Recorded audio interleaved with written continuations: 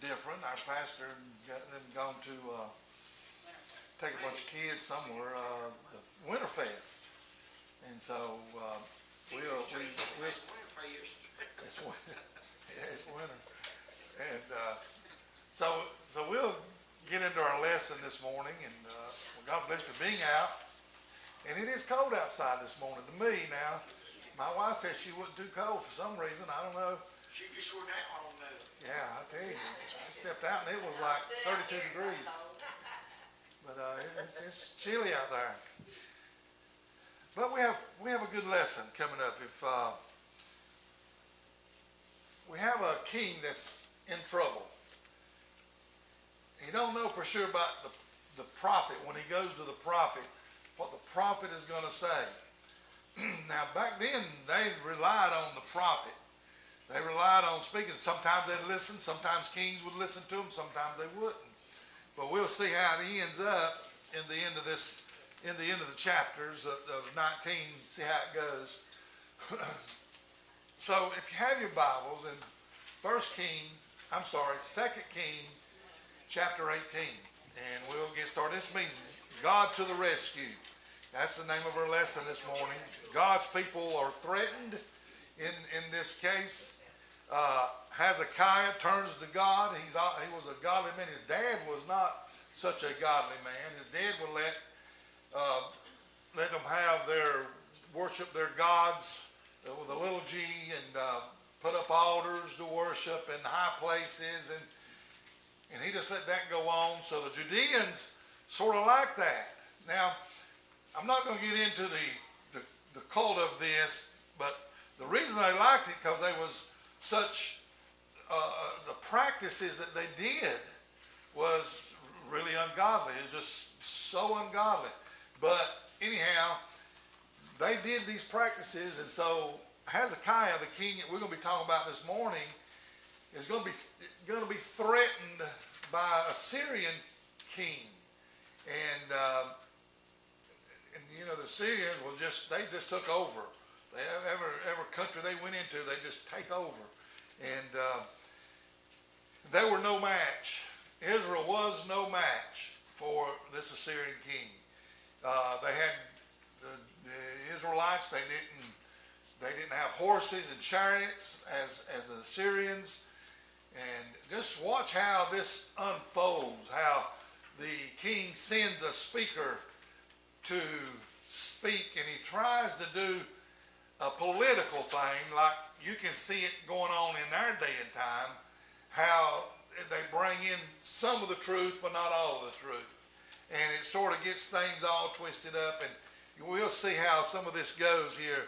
Propaganda, that's the word I want to see. This he brings in a propaganda, try to keep a war down, but at the same time destroy it from the inside with propaganda, with lies mixed with a little truth.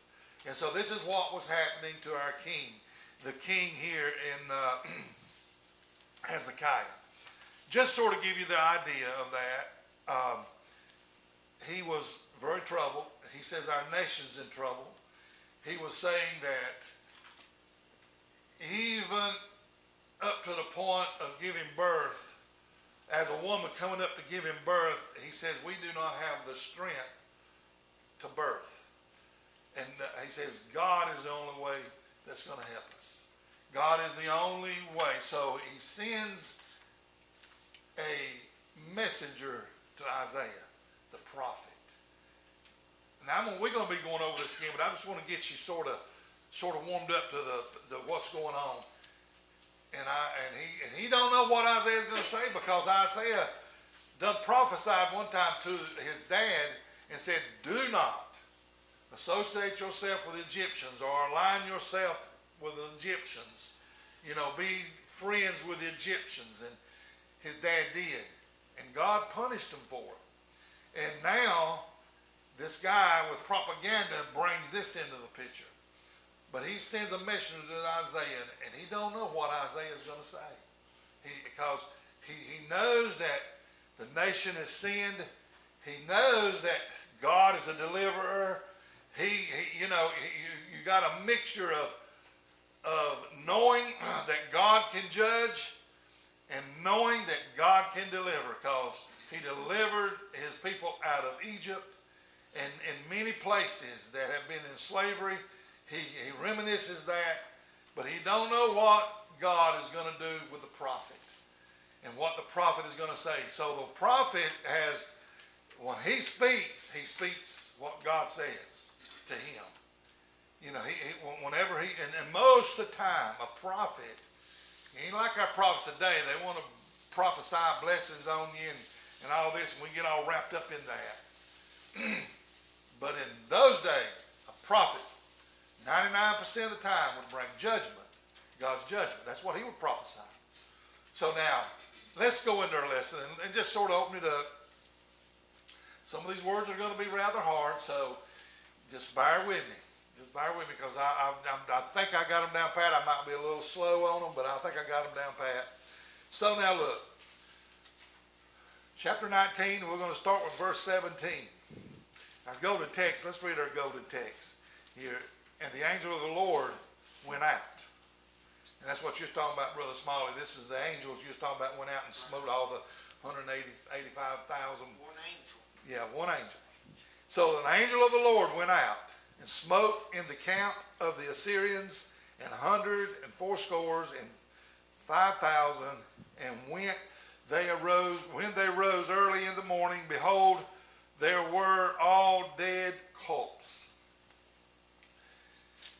Now that's sort of going to give you an idea what Jeremiah prophesied. Isaiah prophesied. Come back to the king. That gives you a little bit of an idea of what he said. Hezekiah was the 14th king of Judea. Let's do a little history here. He was the 14th king of Judea. He was a descendant from King David. He also was a godly king who did which was right in the sight of the Lord. Second Kings 18:3. Hezekiah trusted in the Lord. He cleaved to the Lord. For generations, the people of Judea had practiced idolatry. By this time, Hezekiah assumed the throne. The temple was closed. The temple was closed. This is God's temple. It was closed and in ruin. And the land of Judea was littered with idolatry and altars and false gods of the ancient Near East. The Assyrians, which are going to come down to them, have these same gods, many of them. All of them fall under, all of them, what's behind these gods? And I will share this with you. What you'll find, and when I use this word Baal, you say, oh yeah, well, okay, I've heard that before. Well, what hides behind that? What that is, literally, of these gods, what's hiding behind these false gods, and the Baal god, which was a very corrupt, is Satan himself. That's the definition for all of these gods. And so this brings it in. This is not our lesson, but this is how that actually works. He is Baal means Lord. And also, if you study on into some of this, Baal of poor means the underworld. He's the Lord of the underworld. And so all these false gods, no wonder God was a jealous God when they would start worshiping these types of gods. And they were so much practicing of occultist stuff that I'm just not going to get into it. It was just so corrupt.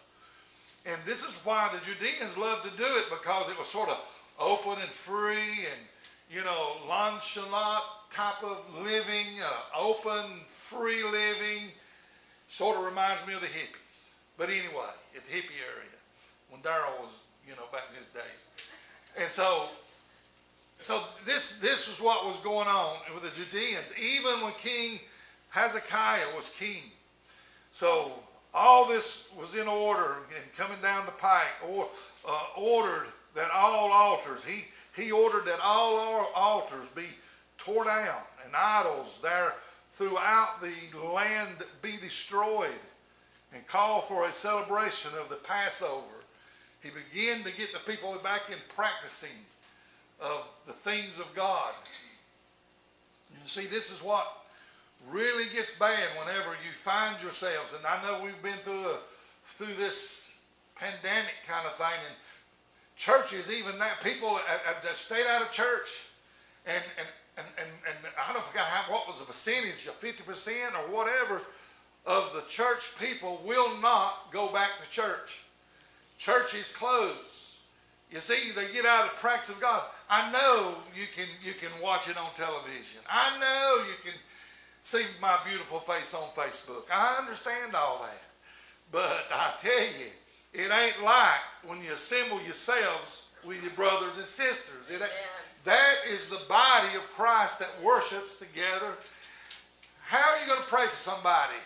You know, whenever he says, when there's 2 or 3 gathered together, you know, I understand you can have it outside the church. No, I ain't that narrow-minded.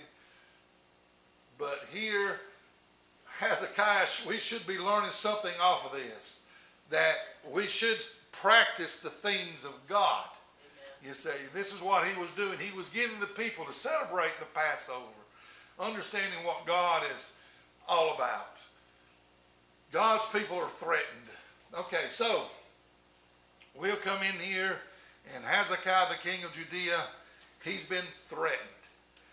This king of Assyria is going to come in and belittle them, threaten them, tease them, trying to conquer from the inside, trying to get this propaganda going on. So he had a spokesman that was professional at propaganda. A lot of our political leaders are real good at that. I mean, they are professionally good at it. And so, and a lot of people believe it. A lot of people follow it. And this is what was happening here. So, and the king of Asia sent Tartan. He was the general. And Rabsaris, he was a high official. And also Rabshak. Now we'll hear of him a lot of times. Rabshak, he was a commander, a spokesman. He was very crafted. He was very educated, could speak Hebrew and the Greek and so forth. He would speak to them where the people, when he come to taunt them, all the people could understand them. King said, speak in another language. Don't speak in Hebrew language. You know, speak your language. Well, you're making our people nervous or confused. So he knew what he was doing. So Rabshak from Lachish to the king of Hezekiah with a great host against Jerusalem. And they went up and came to Jerusalem. And where they were come up, they came and stood by the conduct of the upper pool. This is where most of the time they would have their meetings, at the upper pool, which is in the highway of the fuller's field. And this field is where a lot of times that's where they conducted, they probably had conducted war and meetings and so forth. It's called the fuller's field.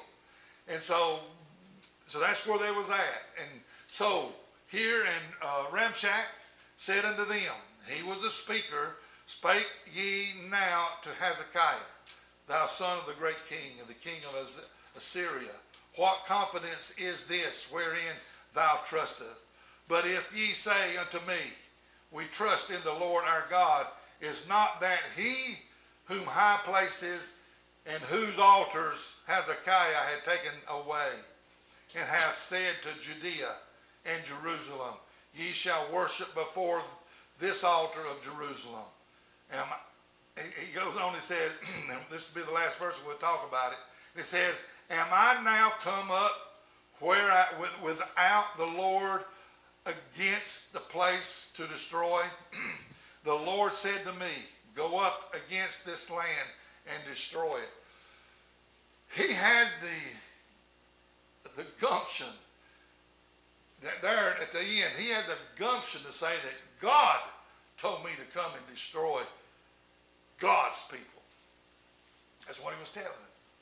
And so he come up and this propaganda began. The people's on the wall. The Judeans were on the wall. They were listening what he was saying, and they were, grasping the words they were saying. They were sort of upset because Hezekiah took their gods. That's what he was talking about, their high places, their altars. He said, we have those gods, you had those gods, and your king took them away. So let's sort of dissect this a little bit. So this king, Sennacherib was his name, King Sennacherib, sent 3 high-ranking officers, we just talked about up there, with a large army to Jerusalem, so Hezekiah might be intimidated by the surrounding. Get a picture of this. Sometimes you can spiritualize it.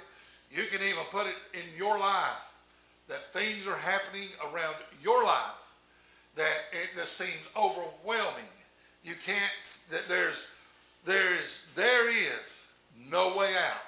The king, when he saw this, he heard him speaking. We're going to look at how he brought this propaganda in. Ramshak, he was very skilled in propaganda.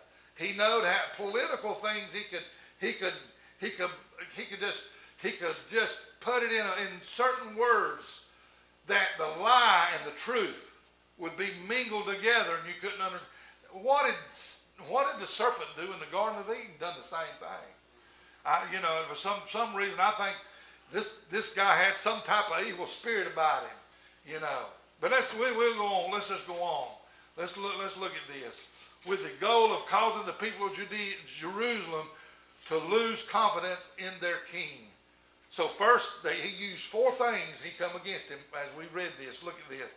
The first thing, he mocked Judea's army alliance with Egypt. By the way, that was the truth. He told some truth about it. He told some truth because he knew how the religion of Judea and their God worked. And he knew Isaiah that prophesied, said, do not alliance yourself with Egypt. And Ahaz did. He allianced himself with him. And when the prophet said, don't do it. Well, what is a king going to do then? He lets all these altars. The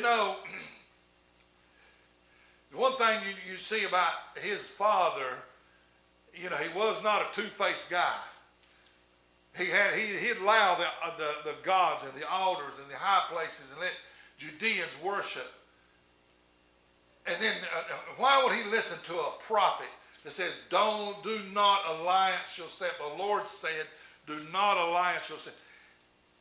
When a man when he don't serve God, he's not going to listen to God. That's just about the size of it. But you got a man that listens to God, he'll do what God says. Amen. And so we got here, he aligned himself up with it. So the first thing he done, he made fun of the military alliances. Egypt could not be trusted in defending Jerusalem. And that was the truth. It was the truth. This was true. It was very true. Even the prophet Elijah rebuked Judea because of this. He says here, woe to the rebellious children, declared the Lord, who executed a plan, but not mine. That's what the Lord said. And made an alliance, but not of my spirit. And so God said, I'll have nothing to do with it. I'll have nothing to do with it. So that's one thing he brought in with his propaganda. He did get them listening. He did, all the Judeans, I can see them on the walls, and especially those that served Hezekiah, the king of Judea. I can understand that they're hearing what he's saying, and he's telling them the truth. The second thing he brought out that he challenged the king with, he mocked Hezekiah's religious reforms. And now he's getting on dangerous ground with God. He's getting a little bit on dangerous ground with God. Ramshak said this, understand that God was informed by Assyrians. Altar stood throughout the ancient Near East in devotion to the various of gods. It was such altars throughout Judea that Hezekiah had destroyed in order to restore the proper worship of God in the temple. It is likely that Hezekiah's reform was not popular among the Judeans, which I said earlier. They didn't like it because it took away their gods. You know, when you start dealing with people that are hooked on certain things and you start confronting them with it, or even take it away from them, you're going to see some reactions. You're going to see some dislike. It all depends how hooked they are on that God is how you'll see their response. So it is likely that Hezekiah here reforms they just didn't like it. It wasn't popular. Bscog was trying to sow seeds of discord among the people. So this was the second thing he was doing. He was bringing in the religion, and he was trying to get the people against Hezekiah of Hezekiah's judgment of taking the old gods out, the high places. You see, he was discording that. The third thing, he mocked Judea's military capability. Yes, that was true. Israel could not go up against the Assyrians. They could not. There's no way. It just couldn't happen. But look, he wouldn't leave it alone. But here he goes on and says this. As an insult, it's what he done. He offered to give 2,000 horses to the Judeans' army. You'd think that would be good. Man, I'm going to need my water. You think that would be a good idea. You know, man, they just give us horses. But the thing is, he would have loved them to have the horses. He would have loved them to have the horses. And he would have loved them to have the horses because they never practiced on the horses. Y'all ever rode a horse? Anybody here ever rode a horse at all? When you was a kid? Yeah, me too. It took me a little while to learn how to ride that horse. It just takes practice. Now imagine you go to war. Do what? Brother Shoes, it's been years, when I came out from Vietnam, Rose had a golden Palomino horse out on the farm. Mm-hmm. And it had a trail that people, when people ride it. Yeah. When I got on that horse, and I was going to ride it, somebody hit the horse and it took off. I hung onto the saddle. Yeah. When it trailed, and when it came back just like where it started, and I ain't been on one since. Well. That's been over 50 years. Yep. So it ain't as easy as just jumping on a horse and riding it. You know, I just love to watch people that's never rode a horse try to get on a horse. You know, and it's just funny. But that said, the Assyrian Bscog, he would have loved them to got the horses. Now you can imagine just riding one, but having war on one, fighting on one. They had no practice of that.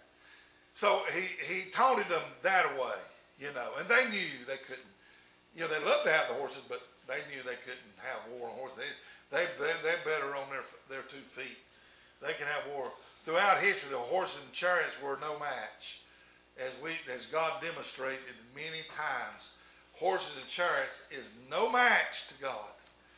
And so King Hezekiah, he had to think. He had to keep, when somebody's taunting you and you're down and trying to get you off balance, and you're already kicked down to the ground, it's hard to keep your mind on the right thing. And somebody comes in and starts taunting you. But here, Hezekiah had to keep his mind straight. Fourth thing was that he claimed to be acting on the authority of God, the true living God. He come in. Bscog come in and, I'm chosen of God. God told me to, I'm authorized of God, and so forth, So here, the Bscog used the name of the Lord, the God of Judea. He was claiming God was with him and acting against Judea or Jerusalem. He was aware of their religious tradition. Judea's sinned with their former military alliance with Egypt. They had that hanging over them. You see, you don't need no sin hanging over you. Because the enemy's got a stronghold on you. He have a stronghold. So you don't need no sin hanging around. You don't need no sin with a stronghold. You don't need to come up with excuses when you have sinned and use that excuse to ease your conscience. We all are human and we all have to deal with this. This same thing I'm talking about. It don't matter what sin it is. You don't want it to get a hold of you and grab you and have a stronghold on you. Amen. It could be many things. I won't even go into naming any of it, but most time people know what it is to themselves. Therefore, the Assyrian army was the judge of God. Each of Ramshak's 4 points contained enough truth to cause certain among the leaders of Judea. Ramshak had been speaking in Hebrew, in their tongue, and they all could understand what he was saying.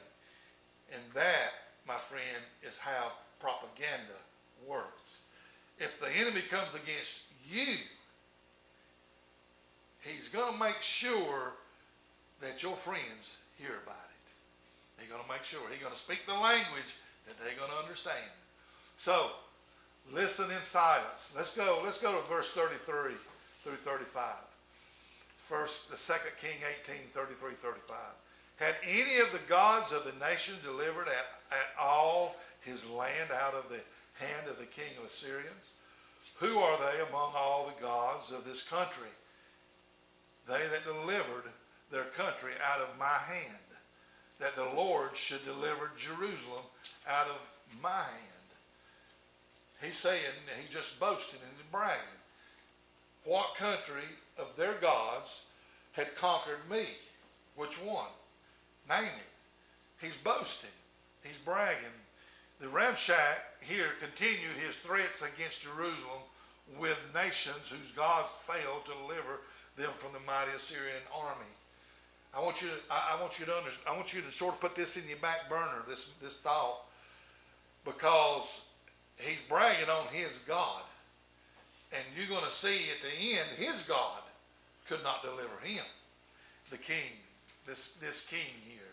So now let's go on a little bit further. So as the Judeans listened to the threats of the Ramshak and remembered the fate of Israel, that they have also remembered how God delivered their ancestors. Hezekiah trusted God and encouraged his people. Now here's what he had to speak some encouragement. Sometimes God has to use you to speak encouragement. But here's what he said: be strong and courageous. Be not afraid nor dismayed of the king of Syria, nor for all the multitude that is with him. You see them out there. We can't defeat them. Therefore, for there be more with us than with him. Now listen how he words this. With him is an army of flesh, but with us is the Lord our God to help us. Amen. And to fight the battle. Sometimes we want to fight the battle. I understand that. Sometimes we do. We want to fight our battles. But here, the king has made it very plain that God is going to fight the battle. Sometimes we just have to let God fight the battle. You know, I've experienced some things that whenever you just pray and you wonder when it's going to happen, how it's going to happen, there's no way in the world that you can see any daylight of it, but you pray and you pray and you pray, and all of a sudden you see a breakthrough. You see God's hand starts moving. When God is silent, people worry. But when God speaks, when he says, thus saith the Lord, God's people can be helped. So here you see, and the people rested themselves upon the words of Hezekiah, king of Judea.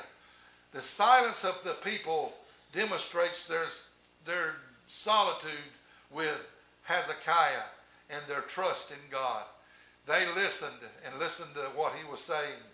The shores of the Red Sea, you remember the story when Moses proclaimed, fear ye not, stand still and see the salvation of the Lord. The Lord shall fight for you, and ye shall hold your peace. See, sometimes we want to fight the battle. When God, all you have to do is just stand still, trust God, pray. I don't know, I'm just going to share this. I know that our pastor has a neighbor that is really driving him up the wall. I know they ain't listening because they in bed because they're out all night. So they ain't going to hear what I got to say. His neighbors, that is. And they drive him up right. And she's even got on Facebook and said she's so happy that she's just keeping the neighborhood up, you know. There's a military guy up the road. And I'm just going to stop a minute and talk. But he's a military guy. He'll shoot your dog in a minute if your dog gets in his yard. I promise you, I watched it. But one night about 4 o'clock, he just got in his car and went down there and says, guys, give us a break and cut that motorcycle off.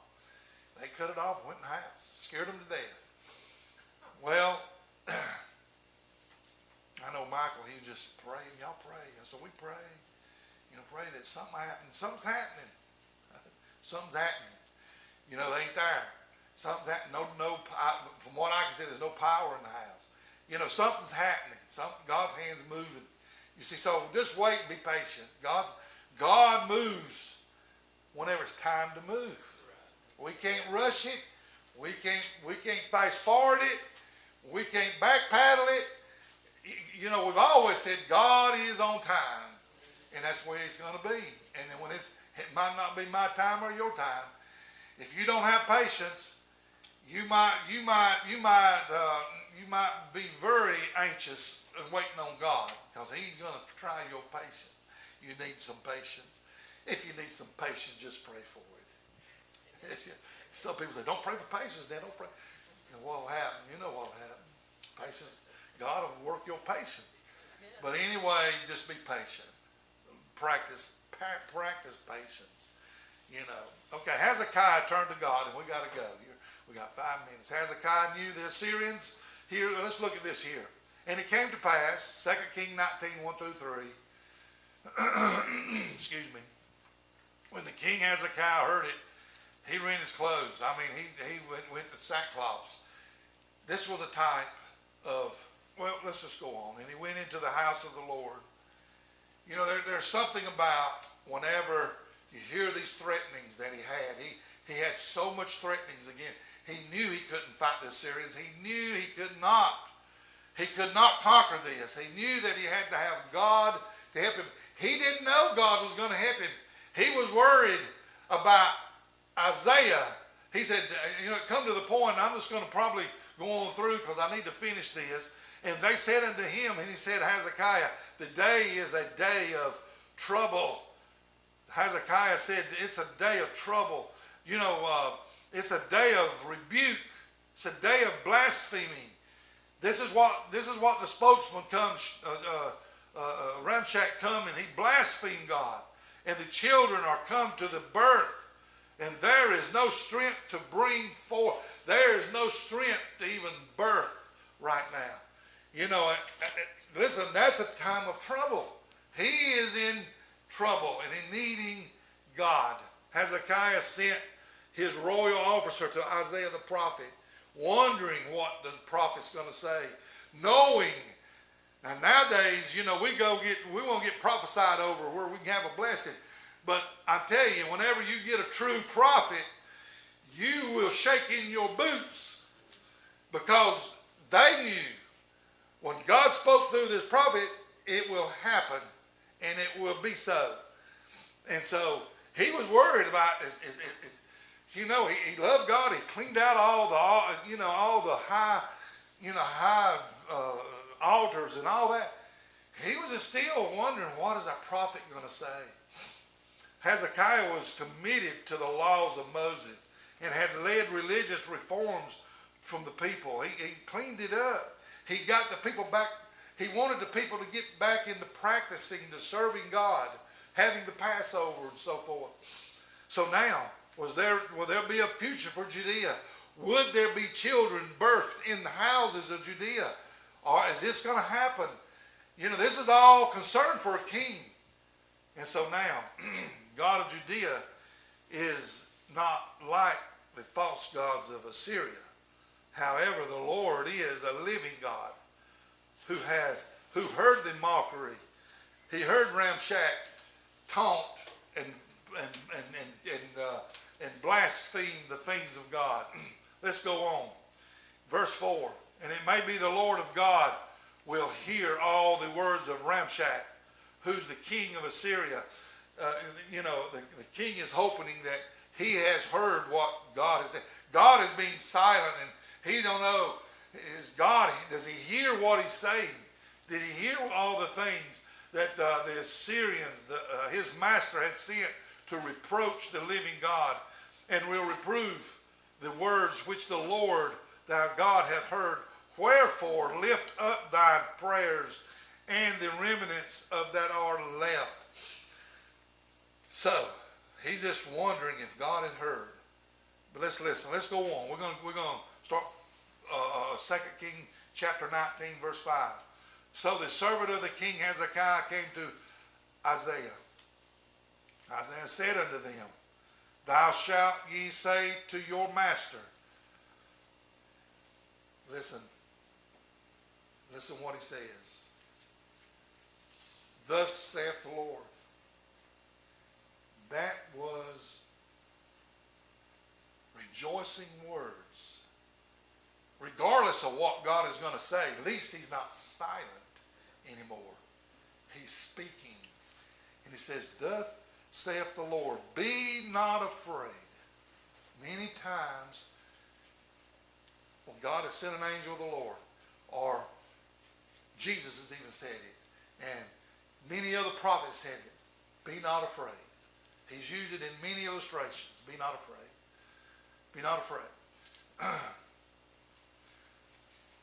For the words which thou hast heard, and which the servants of the king of Assyria have blasphemed me, behold, I will send a blast unto him, and he shall hear a rumor.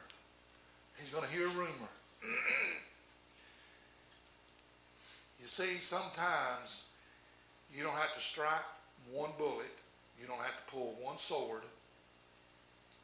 It's strange how God does his battles, isn't it? Amen. So, all of a sudden, this king heard a rumor. He had to go back. He said, well, wait a minute. I got to go. I got to get back. I got to get back. Thou shalt return to his own land, and I will cause him to fall by the sword in his own land. So he went back. And God, as Isaiah spoke these words to Hezekiah, God's first words was not to be afraid. And it came to pass that night, and the angel of the Lord went out. There was all these men was camped, 185,000. They was all camped. And they heard this rumor. And all of a sudden something happened. This angel come forth and killed all those. And so the king of Assyria departed and went and returned and dwelt in Nineveh. And it came to pass, as he was worshiping in the house of Nishnroch, his god. What? He's done made fun of the Judeans, that their God cannot protect them. Their God, I'm just going to lay the picture out. He blasphemed God, said, the living God now, and said, your God will not protect you. Now, he went back to his God, worshiping his God in his temple, and then his sons assassinated him. That's strange, isn't it? You would think his God was so powerful that he bragged on would protect him, but now his God could not protect him. It's strange how God fights battles. Amen. It's strange. whenever you come up to a battle that you know you probably can't win, and you pray and you pray and you pray, and you ask God, you even get on the phone and you ask other people to pray. You know, one man, I heard this one time. A person was dying. He didn't have long to live. And a pastor was there and whispered something in his ear. And then when he got done, and that guy nodded his head, and was laying in the bed. And this was actually a true statement. And somebody asked him, what did you ask him? He said, I asked him to pray for me. Because when a man is dying, he's going to talk to God.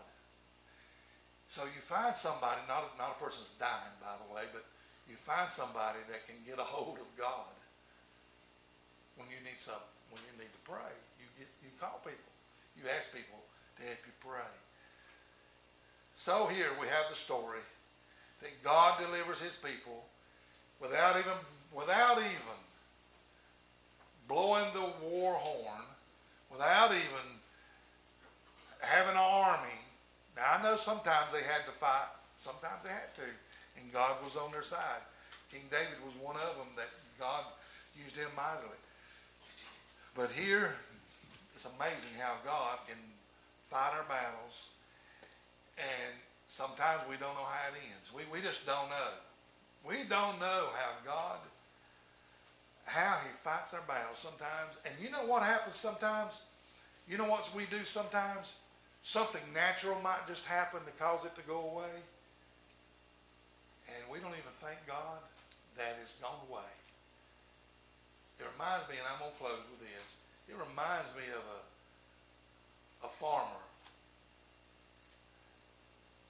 He had a big barn, big old barn, and he had these big old, you know the big red barns that have a big slope down? And he hired this little boy to go up there and nail some of these nails down and keep the tin coming up. And so the little boy's up there and he's nailing, and he started falling. He started falling and sliding, and help. That man says, call on God, God will help you. And all of a sudden, he kept sliding, and a nail caught his overalls and stopped him. And he got his grip again and went down. You know, it's amazing how God does things naturally, and we don't stop to thank him. He said, never mind, God, a nail caught me. That, you know, I'm telling you, there's some natural things can happen in your life that can deliver you, and you forget to turn around and thank God. God bless you for being here this morning. Come back with us next Sunday.